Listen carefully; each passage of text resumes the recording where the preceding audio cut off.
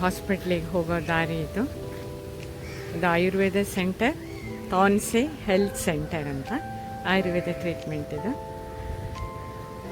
ಇವತ್ತು ಬೆಳಗ್ಗೆಯಿಂದ ಇವತ್ತು ಮೊದಲನೇ ದಿನ. ಬೆಳಗ್ಗೆ ಸುಮಾರು 10:30 ಹಿಂಗೆ ಡಾಕ್ಟ್ರು ಸುಶ್ರುತಾ ದಯಾನಂದ್ ಅಂತ ಅವ್ರನ್ನ ಭೇಟಿಯಾದರೆ ಮಾಮೂಲಿಯಾಗಿ ಎಲ್ಲ ಏನೇನು ತೊಂದರೆಗಳು ಏನು ಅಂತ ಕೇಳಿದ್ರು. ನನಗೆ ಮಾಮೂಲಿಯಾಗಿ ಈಗಾಗಲೇ ನಾವು 65 ಆಸುಪಾಸಿನಲ್ಲಿರೋದ್ರಿಂದ ಸ್ವಲ್ಪ ಮಟ್ಟಿಗೆ ಕುತ್ತಿಗೆ ನೋವು, ಮಂಡಿ ನೋವು, ಕಾಲು ನೋವು, ಸೊಂಟ ನೋವು, ಅಕಸ್ಮಾತ್ ಒಂದು ಕಡೆ ಮಲಗಿದಾಗ ಕೈ ನೋವು, ಹೀಗೆ ಈ ನೋವುಗಳು ಸ್ವಲ್ಪ ವಯಸ್ಸಿಗೆ ಅನುಗುಣವಾಗಿ ಸಾಮಾನ್ಯ, ಇದನ್ನೇ ಹೇಳಿದೆ ನಾನು. ಹಾಗಾಗಿ ಅವರು ಊಟದ ಒಂದು ಚಾರ್ಟ್ ಕೊಟ್ಟು ಇವತ್ತಿಂದ ಕಾರ್ಯಕ್ರಮ ಶುರು ಅಂತಂದರು.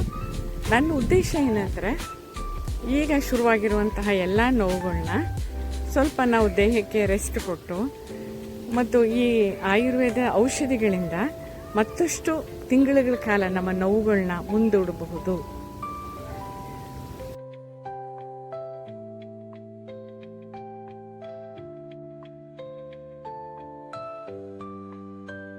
ತಾನ್ಸೆ ಹೆಲ್ತ್ ಸೆಂಟರ್ನ OPD ಸೆಕ್ಷನ್ ಇದು. ಸುಮಾರು 3 ಮಹಡಿ ಇದೆ. ಮೇಲ್ಗಡೆ ಯೋಗ ಸೆಂಟರ್ ಅಂತ ಇದೆ. ಇಲ್ಲಿಂದ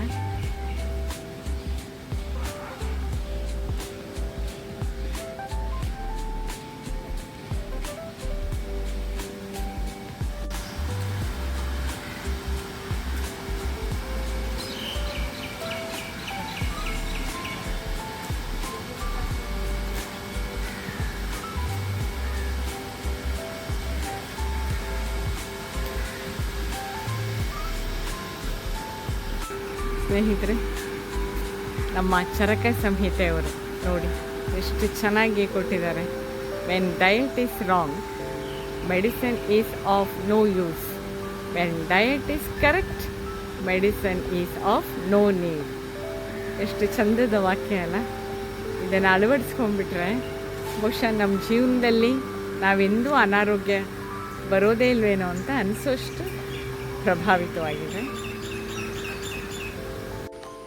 ಸ್ನೇಹಿತರೆ, ಉಡುಪಿಯಿಂದ 13 ಕಿಲೋಮೀಟರ್ ದೂರದಲ್ಲಿದೆ ಇದು ತಾನ್ಸೆ ಅನ್ನುವ ಒಂದು ಹೆಲ್ತ್ ಸೆಂಟರ್.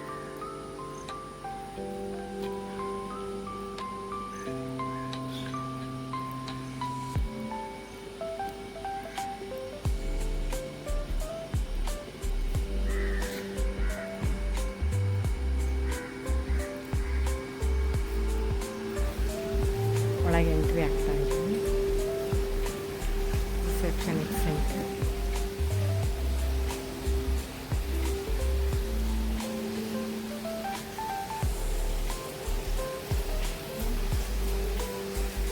ಇಲ್ಲಿ ಔಟ್ಡೋರ್ ಕೇರ ಮಾಡ್ಬೋದು, ಈ ಥರ ಇದೆ. ನಾವು 2nd ಫ್ಲೋರಲ್ಲಿದ್ದೀವಿ.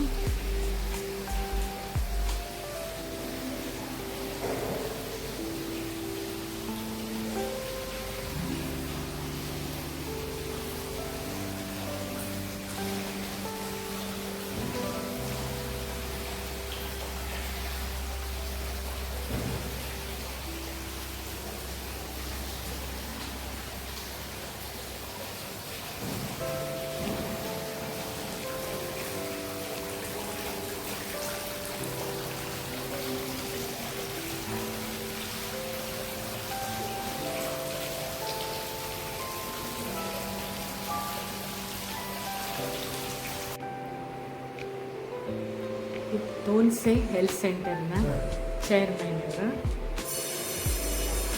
ಬಹುಮುಖಿ ಸಮಾಜ ಕಾರ್ಯಗಳಲ್ಲಿ ಅವರು ಎಲ್ಲ ಕ್ಷೇತ್ರಗಳಲ್ಲೂ ಭಾಗವಹಿಸ್ತಾರೆ.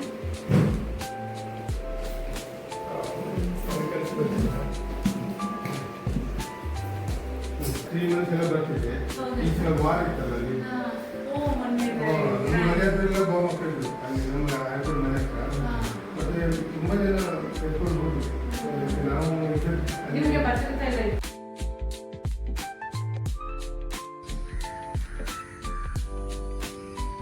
6 ಗಂಟೆ ಸೂರ್ಯ ಉದಯಿಸ್ತಾ ಇಲ್ಲ.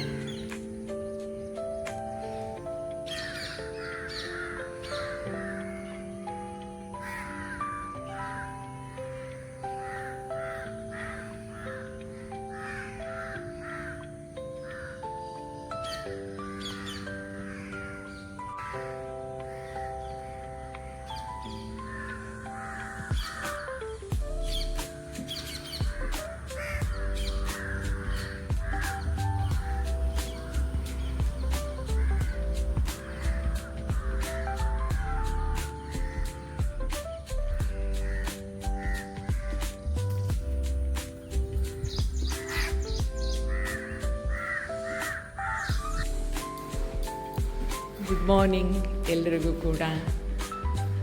ಇಲ್ಲಿ ಬೆಳಗ್ಗೆ ತಕ್ಷಣ ಯೋಗಾಸನ ಆಯಿತು. ಯೋಗ ಆದಮೇಲೆ ಬಂದು ಕೆಳಗೆ ಬಂದು ನಮಗೋಸ್ಕರ ಮೆಂತ್ಯ ನೀರು ಇಟ್ಟಿರ್ತಾರೆ, ಬಿಸಿ ಬಿಸಿ ನೀರು. ಇದನ್ನು ತಗೊಂಡು ಕುಡಿಬೇಕು.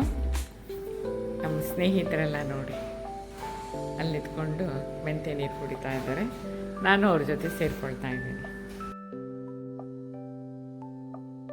ಟಿಫನ್ ಇದು ಗೋಧಿ ದೋಸೆ, ಚಟ್ನಿ, ಇದು ಜ್ಯೂಸ್ ಇರಬೇಕು. ಇಷ್ಟು ನಮ್ಮ ಮಧ್ಯಾಹ್ನದ ಊಟ. Okay, bye, C you. 12:30 ಈಗ ಊಟ ಆಯಿತು ನಮ್ಮದು.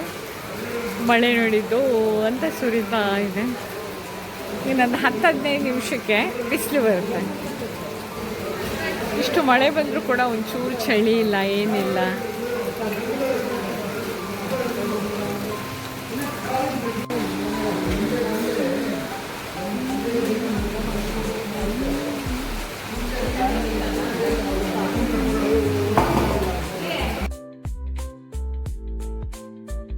Everyone inhale and while exhaling chant an Omkara.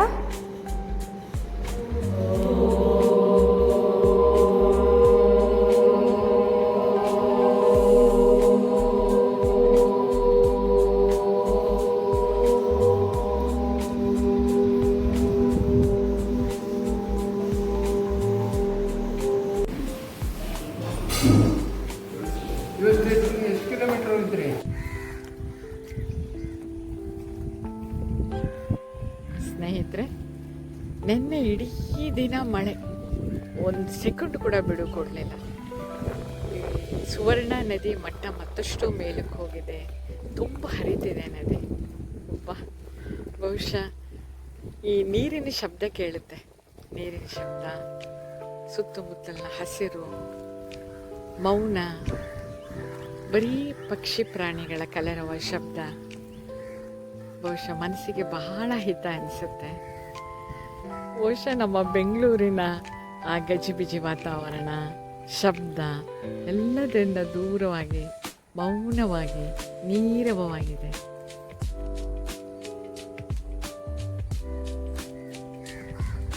ನೀರು, ಹಸಿರು, ಮೌನ, ಈ ಮೂರರ ಸಮ್ಮಿಳನ ಇವತ್ತು.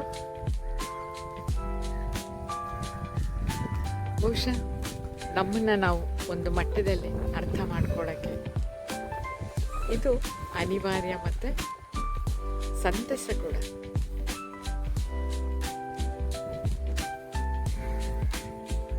ಮಜ್ಜಿಗೆ, ಹೌದು ಮಜ್ಜಿಗೆ. ಇದು ಬೀಟ್ರೂಟದು ರಾಯ್ತ ಅಂತ. ಇದು ಸಾಮೆ ಅಥವಾ ನವಣೆದು ಪಲಾವ್ ಥರ ಮಾಡಿದ್ದಾರೆ ಅಂತ ಅನಿಸುತ್ತೆ. ಇದು ಸಲಾಡ್, ಆ್ಯಪಲ್ಲು, ಸೌತೆಕಾಯಿ, ದಾಳಿಂಬೆ ಹಾಕಿದ ಸಲಾಡ್. ಸೊ ಎಲ್ರಿಗೂ ಹಾಯ್. ಊಟ ಆಯಿತು. ಬೀಟ್ರೂಟ್ ಜ್ಯೂಸ್ ತಂದು ಕೊಟ್ಟಿದ್ದಾರೆ ನೋಡಿ, ಫುಲ್ ಇತ್ತು, ಇಷ್ಟು ಕುಡಿದಿದ್ದೀನಿ. ಸ್ವಲ್ಪ ಹೊತ್ತು ಇದು ಮಾಡ್ತೀನಿ. ಹಲೋ, ನೋಡಿ ಮಳೆ ಹೇಗಿದೆ. ನಮ್ಮ ದಕ್ಷಿಣ ಕನ್ನಡ ಜಿಲ್ಲೆಯ ಉಡುಪಿ ತಾಲೂಕಿನಲ್ಲಿ ಮಳೆ ನೋಡಿ. ಒಬ್ಬೊಬ್ಬೊಬ್ಬ,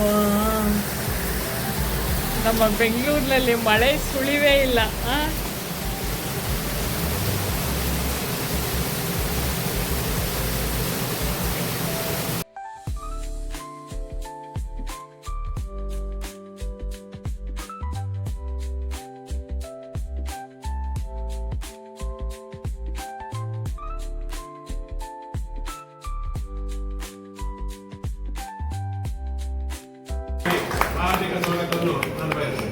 ಇವರಿಗೆ ಮಾಲತಿಯವರು ಹೂವಿಗೆ ಸ್ವಾಗತಿಸಬೇಕಾಗಿ ಕೇಳಿಕೊಳ್ಳುತ್ತಾರೆ.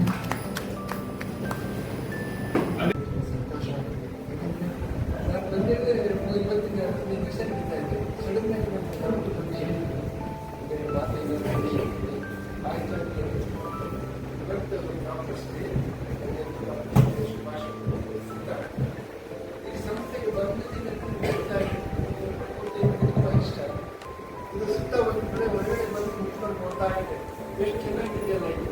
ನಮ್ಮಲ್ಲಿ ಒಂದು ಗಿಡ ಬೆಳೆಸಿ ಒದ್ದಾಡ್ತೀವಿ, ಪ್ರಕೃತಿ ಏನೇನು ಎಲ್ಲ ನೀವನ್ನೇ ಪುಣ್ಯ ಮಾಡಿಬಿಟ್ಟಿದ್ವಿ.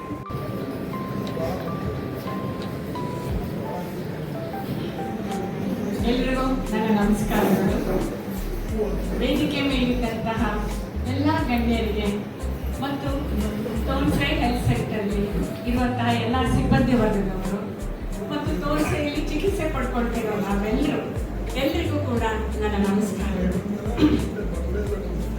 ಇವತ್ತಿನ ಕಾರ್ಯಕ್ರಮದ ವಿಶೇಷ ಮೊದಲನೇದಾಗಿ ಗ್ಲೋಬಲ್ ಅಚೀವರ್ಸ್ ಕೌನ್ಸಿಲ್ ಇಂದ ಭಾರತದ ರಾಷ್ಟ್ರಪತಿ ಅಬ್ದುಲ್ ಕಲಾಂ ಅವರ ಸದ್ಭಾವನಾ ಪ್ರಶಸ್ತಿಯನ್ನ ಪಡೆದುಕೊಂಡಂತಹ ಜಾಫರ್ ಸರ್ ಅವರಿಗೆ ನಮ್ಮ ಮನೆಯಲ್ಲಿ ಅಂದ್ರೆ ಅವರ ಮನೆಯಲ್ಲಿ ಅವರಿಂದಲೇ ಅಂದ್ರೆ ನಿಮ್ಮೆಲ್ಲರಿಂದಲೇ ಒಂದು ಪುಟ್ಟ ಸನ್ಮಾನ. ಎರಡನೇದಾಗಿ ಅಂತಾರಾಷ್ಟ್ರೀಯ ವೈದ್ಯರ ದಿನ. ವೈದ್ಯೋ ನಾರಾಯಣ ಹರಿ ಅಂತೀವಿ. ದೇವರ ನಂತರ ನಮ್ಮ ನೋವುಗಳನ್ನ ನಿವಾರಣೆ ಮಾಡುವಂತಹ ಎರಡನೇ ಸ್ಥಾನವನ್ನು ಕೊಡೋದು ನಮ್ಮ ಸಮಾಜದಲ್ಲಿ ವೈದ್ಯರು. ಅಂತಹ ವೈದ್ಯರ ದಿನ ಆಚರಣೆ ಇವತ್ತು ಎರಡೂ ಕೂಡ ನಡೀತಾ ಇದೆ. ನನಗೆ ಬಹಳ ಸುಸಂದರ್ಭ ಇದು. ಯಾಕಂದ್ರೆ ನಾವು ಯಾವುದೇ ಹೋಗ್ಬೇಕು ಮಾಡಬೇಕು ಅನ್ನೋ ಯಾವುದೇ ಒಂದು ಪ್ಲಾನ್ ಇಲ್ಲ, ಅಂದ್ರೆ ಹೀಗೆ ಹೋಗ್ಬೇಕು ಅನ್ನೋ ಏನೋ ಒಂದು ಯೋಚನೆ ಇಟ್ಟುಕೊಳ್ಳದೆ ಕೇವಲ 2 ದಿನದಲ್ಲಿ ನನ್ನ ಆತ್ಮೀಯ ಸ್ನೇಹಿತೆ ಸುಗುಣ ಅಂತ ಇದ್ದಾರೆ, ಅವರು ಕೂಡ ಡಾಕ್ಟರ್ ಶ್ರುತಿ ಮೇಡಮ್ ಕೂಡ ಬಹಳ ಹತ್ತಿರ ಸಂಬಂಧಿಗಳು. 2 ವರ್ಷದಿಂದ ಹೇಳಿದ್ರು ನನಗೆ ಈ ತರ ಚಿಕಿತ್ಸೆ ಇದೆ, ನಾವು ಹೋಗುವಾಗೆ ನೀವು ಬನ್ನಿ ಅಂದರು. 2 ವರ್ಷದಿಂದ ನಾನು ಕೇಳ್ತಾ ಇದ್ದೆ ಮಧ್ಯೆ ಬಿಡುವಾಗಿದ್ದಾಗ. ಅವರು ಕೂಡ ಹಲವಾರು ಕೌಟುಂಬಿಕ ಸಮಸ್ಯೆಗಳಿರ್ತಾ ಇತ್ತು. ಕೊನೆಗೆ ನನ್ನ ಆರೋಗ್ಯದಲ್ಲಿ ಸ್ವಲ್ಪ ಏರುಪೇರಾದಾಗ ನನ್ನ ಮಗ ಮತ್ತು ನನ್ನ ಹಸ್ಬೆಂಡ್ ಡಾಕ್ಟರ್ ವೆಂಕಟೇಶ್ ಅವರು ಅಡ್ರೆಸ್ ತಿಳ್ಕೊಂಡು ಹೋಗೋಣ ನಡಿ ಅಂತ ಹೇಳಿ ಒಂದೇ ದಿನಕ್ಕೆ ಬಂದರು. ನಮಗೆ ಬೆಂಗಳೂರಿನಲ್ಲಿ ಬಹಳ ದೂರ ಇಲ್ಲಿ ಬರಲಿಕ್ಕೆ, ನಾನು ಮನೆ ಬಿಟ್ಟು ಹೊರಗೆ ಬರೋದೇ ಬಹಳ ಅಪರೂಪ. ಹಾಗಾಗಿ ಬಹಳ ದೂರದ ಪ್ರಯಾಣ ಹೇಗೆ ಏನು ಒಂದು ಸಣ್ಣ ಆತಂಕ ಇತ್ತು. ಆದರೆ ಒಂದು ನಂಬಿಕೆ ಇತ್ತು, ಯಾಕಂದ್ರೆ ದಕ್ಷಿಣ ಕನ್ನಡ ಜಿಲ್ಲೆಯಲ್ಲಿ ಇರತಕ್ಕಂಥ ಎಲ್ಲರೂ ಕೂಡ ಅಂದ್ರೆ ನಾನು ಹೇಳೋದು ನನ್ನ ಬೆಂಗಳೂರಿನಲ್ಲಿ ನಾನು ನೋಡಿದ ವಾತಾವರಣಕ್ಕೆ ಹೋಲಿಸ್ಕೊಂಡ್ರೆ ಅತ್ಯಂತ ನಿಷ್ಠಾವಂತರು. ಮಾತಿನಲ್ಲಿ ಏನು ಮಾತಾಡ್ತೀರೋ ಆ ಕೆಲಸವನ್ನು ನೀವು ಮಾಡ್ತೀರಾ. ಈ ಧಾರ್ಮಿಕ ಮಾತುಗಳಿಲ್ಲ, ಓ ಕಮ್ ಸಿಟಿಯಾಗಿ ಹೌದಾ ಅಂತದೆಲ್ಲ ನಾವು ಇರುವಂತಹ ಸಮಾಜದಿಂದ ಒಂದು ಹೃದಯ ಸ್ಪರ್ಶಿ ಸಮಾಜಕ್ಕೆ ನಾನು ಬಂದಿದ್ದೇನೇನೋ ಅಂತ ಅನಿಸ್ತು. ಚಿಕ್ಕವಳಿದ್ದಾಗ ನಾನು ಮಂಗಳೂರಿನಲ್ಲಿ ಓದಿದ್ದೆ. ಬಹುಶಃ ನಾನು ಓದಿದ್ದ ಶಾಲೆ, ನಮ್ಮ ಜನ, ನಿಮ್ಮೆಲ್ಲರೂ ಕೂಡ ಇವತ್ತಿಗೂ ಕೂಡ ದಕ್ಷಿಣ ಕನ್ನಡದ ಜನ ಅಂದ್ರೆ ಒಂದು ಆತ್ಮೀಯತೆ, ಒಂದು ವಿಶ್ವಾಸವನ್ನ ಕೊನೆಯ ತನಕ ಉಳಿಸಿಕೊಂಡು ಹೋಗುವ ಗುಣ ಈ ನೆಲೆಯಲ್ಲಿದೆ ಅಂತ ನನ್ನ ಅನಿಸಿಕೆ. ಅದು ನಿಜ ಕೂಡ.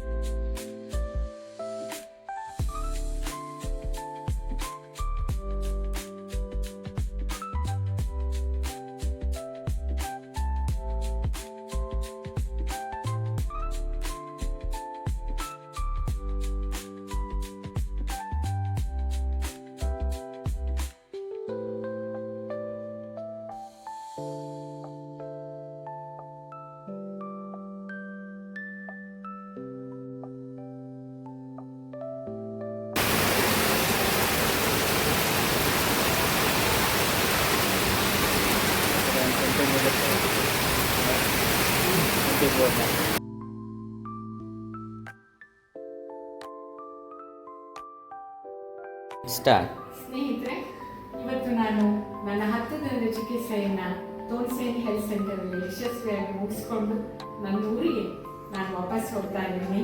ಹಾಗಾಗಿ ಒಂದು ಕೃತಜ್ಞತೆ ನನ್ನ ಈ ತೋನ್ಸೇನ್ ಹೆಲ್ತ್ ಸೆಂಟರ್ನ ಮೆಡಿಕಲ್ ಚೀಫ್ ಆಫೀಸರ್ ಆದಂತಹ ಡಾಕ್ಟರ್ ಶ್ರುತಾ ದಯಾನಂದ್ ಅವರಿಗೆ ಒಂದು ಸಣ್ಣ ಕೃತಜ್ಞತೆ. ಅದು ಪ್ರೀತಿ, ವಿಶ್ವಾಸ ಅನ್ನೋದು. Doctor thank you so much. ಯಾಕಂದ್ರೆ ನಾನು ಹಿರಿಯ ನಾಗರಿಕಗಳು, ನನಗೆ ಕಾಲು ನೋವು, ಸೊಂಟ ನೋವು, ಕುತ್ತಿಗೆ ನೋವು, ಕೈ ನೋವು ಇದೆಲ್ಲ ಬರುತ್ತೆ ಹೋಗುತ್ತೆ. ಆದರೆ ಒಂದು ಟೈಮಲ್ಲಿ ಅದು ಉಲ್ಬಣಿಸಿದಾಗ ನನ್ನ ಸ್ನೇಹಿತೆಯ ಒಂದು ಸಲಹೆ ನಾನು ಇಲ್ಲಿಗೆ ಬಂದೆ. ಸೊ ನೀವು ಒಳಕರೆದು ನಿಮ್ಮ ಒಂದು ಸಣ್ಣ ಮಾತು, ಭರವಸೆ ಯಾವತ್ತೂ ಕೂಡ ನಮಗೆ ಬೇಕು. ಅದು ನಾನು ಅರ್ಧ ಕಾಯಿಲೆ ಪೂರ್ತಿ ಮಾಡ್ತು. ಉಳಿದೆಲ್ಲ ನೀವು ಕೊಟ್ಟಂಥ ಚಿಕಿತ್ಸೆಯಿಂದ ಇವತ್ತು ನಾನು ಖುಷಿಯಾಗಿ ಹೋಗ್ತಾ ಇದ್ದೀನಿ. ಎಷ್ಟು ದೂರ ನಡೆಯಂದ್ರೂ ಕೂಡ ನಡೀಬಲ್ಲ, ಅಷ್ಟು ಶಕ್ತಿ ಉತ್ಸಾಹ ಬಂದಿದೆ. Thank you so much. ನನ್ನ ಒಂದು ಚಿಕ್ಕ ಒಂದು ಸಣ್ಣ ಸಿಹಿ ಬರೆಯೋದಿದೆ, ದಯವಿಟ್ಟು ಅನ್ಯತಾ ಭಾವಿಸ್ಬೇಡಿ ಅಂತ. ನೀವು ನಿಮ್ಮ ಮನೆ ಮಕ್ಕಳ ಜೊತೆ ಒಂದು, ಯಾಕಂದ್ರೆ ನಾನು ಎಷ್ಟು ಖುಷಿಯಿಂದ ಹೋಗ್ತೇನೆ. ಇದು ಒಂದು ಸ್ನೇಹದ ಅನುಬಂಧ ಅಷ್ಟೇ. ಕೂಡ ಯಾಕಂದ್ರೆ ನಮ್ಮ ಸಂತೋಷವನ್ನ ತೋರ್ಪಡಿಸುವಂತ ಮಾಧ್ಯಮ ಅಷ್ಟೇ.